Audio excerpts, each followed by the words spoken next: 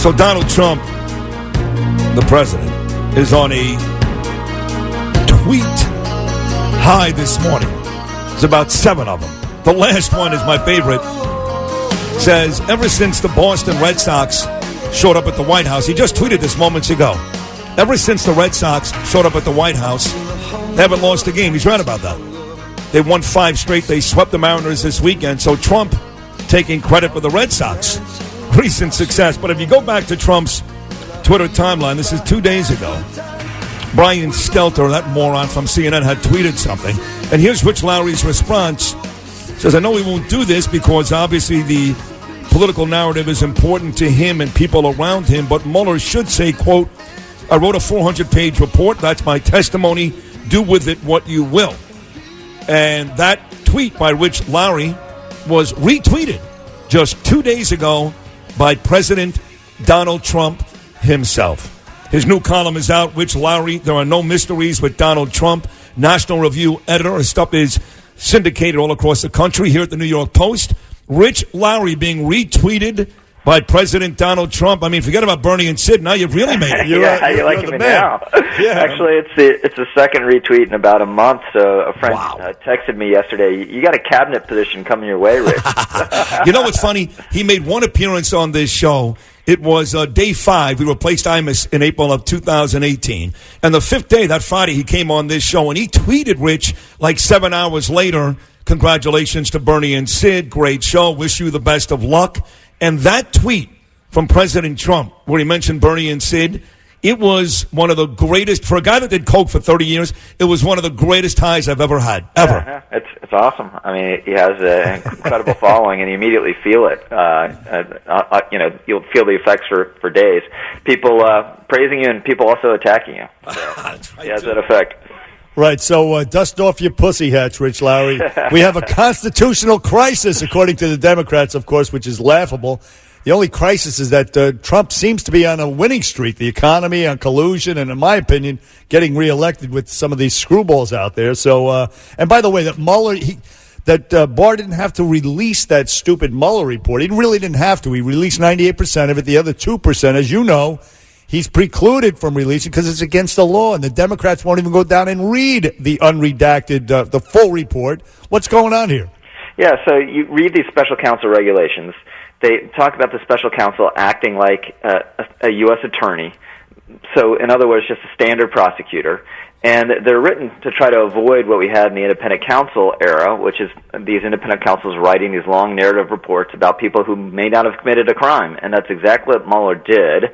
And I kind of blame Rod Rosenstein for not exercising the supervision he was supposed to.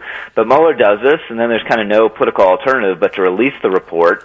And now they're making an enormous crisis, supposedly, over in the obstruction section. We counted them last week. The grand jury material is what Barr legally can't release. They're blacked out lines, 2 full lines, and 7 partial lines, and 1 footnote in a 200-page volume.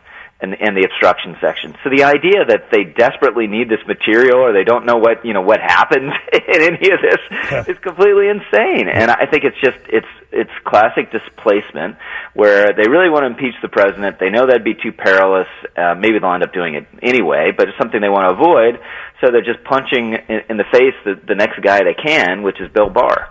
There are no mysteries with Donald Trump. Read this out of the Salt Lake Tribune, which I really liked it because what you do is you go over all of the stories that seemingly would get Trump into trouble, and you're like, we know it. Like, even with the porn stars, and you mentioned Howard Stern, which is funny, but it's true. Trump, for many, many years, was one of Howard's favorite guests because he would talk about his womanizing. He would even talk about his daughter, quite frankly, in some pervish terms. So there was no real shock when we saw some of these things in and around Donald Trump. Even the $1 billion he lost in business, heck, that may have been $2 billion. It was 1994. Who cares? Yeah, and I hadn't focused on this, but when the New York Times blockbuster came out with 10 years of his tax information.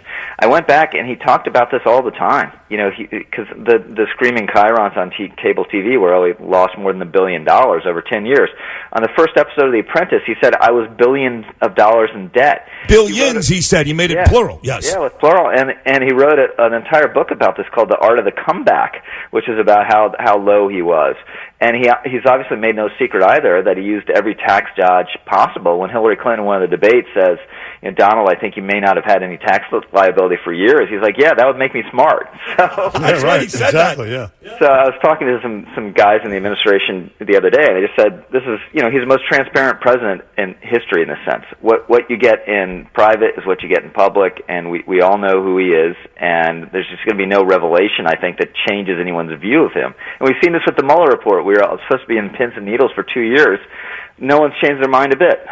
No, exactly right. And speaking of which, for the first time, former FBI director who Trump fired, James Comey, he threw Strzok and Page, the two FBI agents, under the bus. Of course, they were the ones who he assigned to the Hillary Clinton email investigation and the Trump-Russia investigation. And this is the first time he's ever said something negative about him. Does he sense something coming down the pike as far as an indictment, maybe? I don't think there's going to be any indictments. I do think there was a Wall Street Journal report last week suggesting this Inspector General report on the sources of the investigation and how 2016 was handled is coming soon, and suggested it's going to focus on some of the surveillance and that maybe these decisions weren't well considered. So I think that's coming, and that potentially could be devastating just in terms of the fact pattern. I don't know whether anyone's going to be guilty of any crimes. What about this Nancy Pelosi? We've had all these anti-Semitic folks, and just a couple of days ago, once again, something out of Tlaib. We've gotten plenty out of Omar, even Cortez here in New York City. And then she invites this imam, however the hell you say that, to show up and speak to address Congress. It's made one of our local politicians, Lee Zeldin, here very, very angry. We were counting on Nancy Pelosi a couple of weeks ago to bash her own people for anti-Semitism, and then she invites somebody who lavishes in that. That's what he does almost all the time. How is this stuff going on? Well, in terms of the freshmen, they just have a lot of power, and we saw in the Omar episode that just a forthright condemnation of what you said wasn't going to fly with the Democrats because they're so beholden to identity politics. If you just say, wait a minute, this is unfair, you're criticizing a Muslim woman, they will say, okay, no, forget it, we can't do it. So this is kind of the new religion of the Democratic Party and Trump's nearly everything. And it really has emboldened these people. I mean, when people were taking, for example, Tlaib to task the last couple of days for talking about a calming effect on the Holocaust, she basically says, hey, F you. That's how I feel. I am not saying I don't like the Jews. Live with it. I'm not going anywhere. Yeah, don't twist my words. And I don't know whether you guys saw this exchange between Seth Meyers and Meghan McCain last week. Of course. But, it's so... He was disgusting there. Yeah, so it's basically the idea if you push back against this, you're endangering their lives. So you can't do it, and you're the one guilty of wrongdoing. And you sort of saw Meghan McCain couldn't, process this. It was shocking, actually. Point of view, yeah. It really was. I mean, a guy broadcasting here from New York, where defending a lady who said some people did something on 9/11. It was really... unbelievable, but not to whip you around too much, Rich Lowry, but I know you can handle it. Joe Biden, this problem here he has with his son, Hunter, and the Ukraine and China conflict of interest. He did business with them and then bragged about it on videotape. Is he in any trouble there?